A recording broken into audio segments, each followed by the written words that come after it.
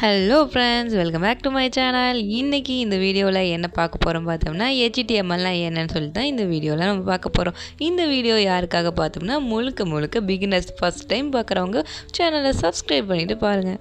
எத்தனையோ வீடியோ பார்த்துருக்கேன், எத்தனையோ கோர்ஸ் பார்த்துருக்கேன், அப்போவும் எனக்கு புரியலை அப்படின்னு சொல்கிறவங்க கன்ஃபார்ம் இந்த வீடியோ பார்த்துட்டு கண்டிப்பாக புரிஞ்சுட்டு தாங்க போவீங்க. இது கோடிங்லாம் இல்லைங்க, இது வந்து மார்க்கப் லாங்குவேஜ். மார்க்கப் லாங்குவேஜ்னால் என்னென்னு பார்த்தோம்னா, டேக்ஸை யூஸ் பண்ணுறதுங்க. இது வந்து ஒரு ஈஸியான ஒரு லாங்குவேஜ் தான். வாங்க வீடியோக்குள்ளே போய் ஃபுல்லாக கற்றுக்கலாம். ஃபஸ்ட்டு HTMLனால் என்னென்னு தெரிஞ்சுக்கலாம். HTMLனால் ஹைப்பர்டெக்ஸ்ட் மார்க்கப் லாங்குவேஜ். இது எதுக்காக யூஸ் பண்ணுவாங்கன்னு பார்த்தோம்னா, வெப்சைட்டு, வெப்பேஜு இதெல்லாம் வந்து ஒரு ஸ்ட்ரக்சராக க்ரியேட் பண்ணுறதுக்காக தான் இந்த லாங்குவேஜ் வந்து யூஸ் பண்ணுறாங்க. ஃபஸ்ட்டு இதில் இருக்க டேக்ஸ் பற்றி தெரிஞ்சுக்கலாம்.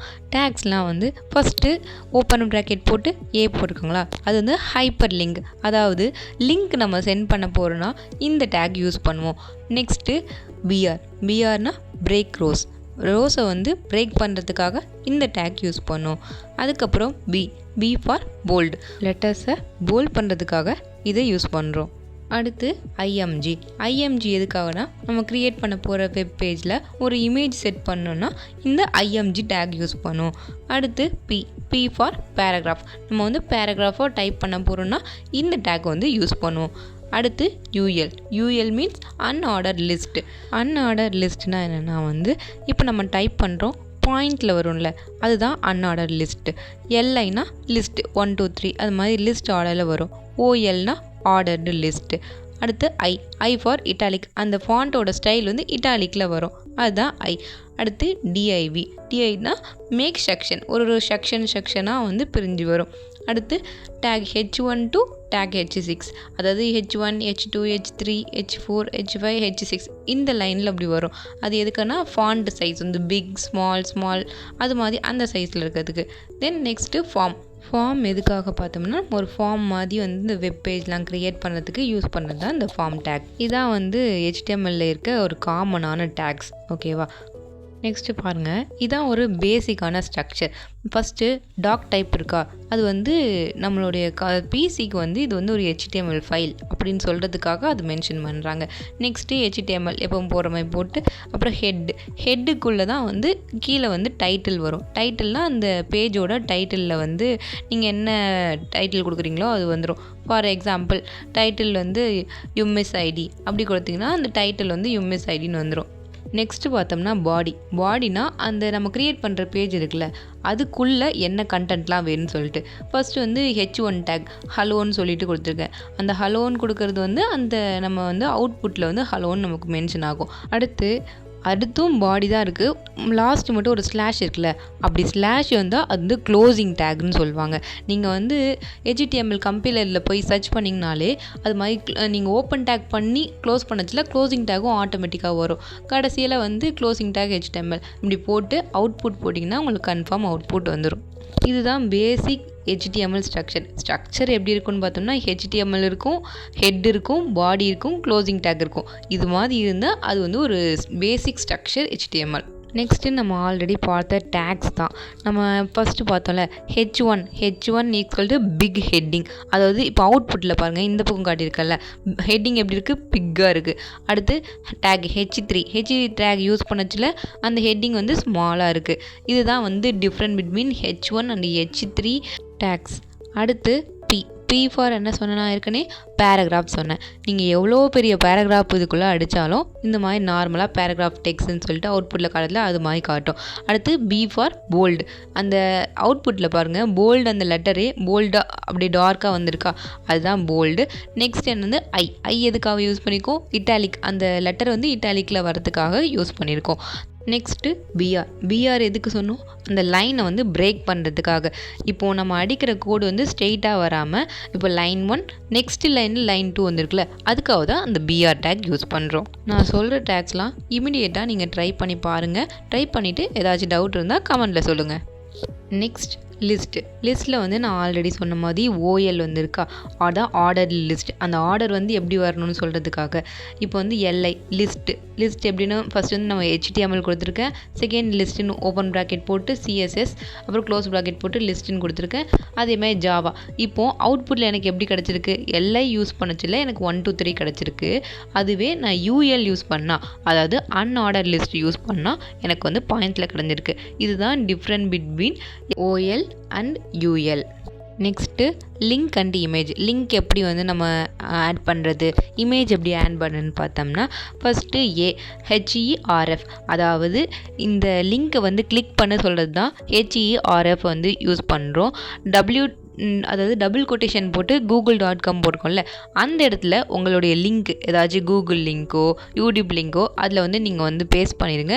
அப்புறம் வந்து க்ளோஸ் ப்ராக்கெட் போட்டு கிளிக் ஹேர் லிங்க் அப்படின்னு பார்த்தோம்னா அந்த இடத்துல உங்களுக்கு வந்து அவுட்புட் வந்து அந்த லிங்க் வந்து ஓப்பன் ஆகும்.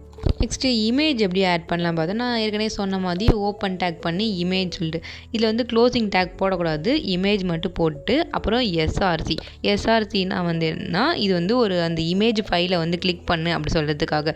டபுள் கொட்டேஷன் doc.jpg, இந்த ஃபைல் வந்து உங்கள் ஃபைலில் இருக்கணும், அப்படி இருந்தால் தான் அந்த இமேஜ் வந்து ஓப்பன் ஆகும். ஒருவேளை உங்கள் ஃபைலில் இல்லைன்னு வச்சுக்கோங்களேன், பக்கத்தில் ALT போடுறோம்ல, அது எதுக்காகனா ஒரு இமேஜ் சிம்பிள் மட்டும் வந்து அது வந்து ஒரு டாகோட இமேஜ் அப்படின்னு சொல்லிட்டு பக்கத்தில் வந்து மென்ஷன் ஆகி வரும். அப்புறம் வித்து வந்து இதில் வந்து 300 கொடுத்துருக்காங்க. அது 300னா அந்த சைஸ் வேறு ஒன்றும் கிடையாது. இப்படி தான் இந்த இமேஜ் லிங்க்லாம் ஆட் பண்ணணும். நெக்ஸ்ட்டு டேபிள்ஸ் எப்படி வந்து க்ரியேட் பண்ணோம் அப்படின்னு பார்த்தோம்னா ஓப்பன் ப்ராக்கெட் போட்டு டேபிள் பார்டர் ஈக்குவல் டு 1, அது டபுள் கொட்டேஷன் போட்டு பார்டர் ஈக்குவல் டு 1 அப்படி போட்டோமா. அது எதுக்காகன்னு பார்த்தா அந்த 1 எதுக்காகன்னு பார்த்தா இந்த டேபிளில் வந்து ஒரு சிங்கிள் லைன் தெரியுதுல்ல, அதுக்காக தான். இப்போ நீங்கள் 2ன்னு போட்டிங்கன்னா டபுள் கோடாக வரும், அதனால தான் அந்த டேபிளோட வேல்யூ 1ன்னு சொல்லிட்டு. நெக்ஸ்ட்டு டிஆர்னால் என்னென்னு பார்த்தோம்னா டேபிளில் என்னென்ன ரோ இருக்கும், ரோவில் வந்து என்னெல்லாம் வரணும்னு சொல்லிட்டு. இதில் வந்து டேபிளில் வந்து நான் என்ன கொடுத்துருக்கேன், டிஹெச்னா ஹெட் செல் எனக்கு என்ன வேணும்னு பார்த்தோம்னா நேமு ஏஜ் சொல்லிட்டு அதுதான் நான் கொடுத்துருக்கேன். அடுத்து திருப்பியும் ஒரு டிஆர் ஓப்பன் பண்ணி அதில் எனக்கு என்ன வேணும்னு பார்த்தோம்னா டிடின்னு சொல்லிட்டு இன்னொன்று. டிடினா என்னென்னு பார்த்தோம்னா டேட்டா செல்லில் எனக்கு என்ன வேணும்னு பார்த்தோம்னா இப்போ நான் என்ன கொடுத்துருக்கேன்னா நேம் கொடுத்துருக்கேன், குமார்னு கொடுத்துருக்கேன். அவரோட ஏஜ் வந்து 25 அப்படின்னு கொடுத்துருக்கேன். இது மாதிரி தான் டேபிள் க்ரியேட் பண்ணணும்.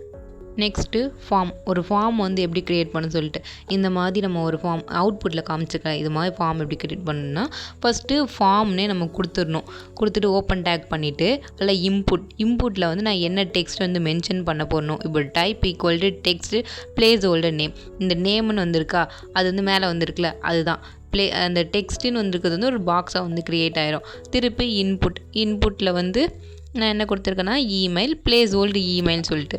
அடுத்து இன்னொரு இன்புட் க்ரியேட் பண்ணுறேன், type equal to double quotation submit, value equal to double quotation send அப்படின்னு சொல்லிட்டு. இப்போ வந்து எனக்கு வந்து ஒரு சப்மிட் பாக்ஸ் ஓப்பன் ஆகிரும், சென்டுன்னு சொல்லிட்டு லைட் பண்ணி வந்துடும்.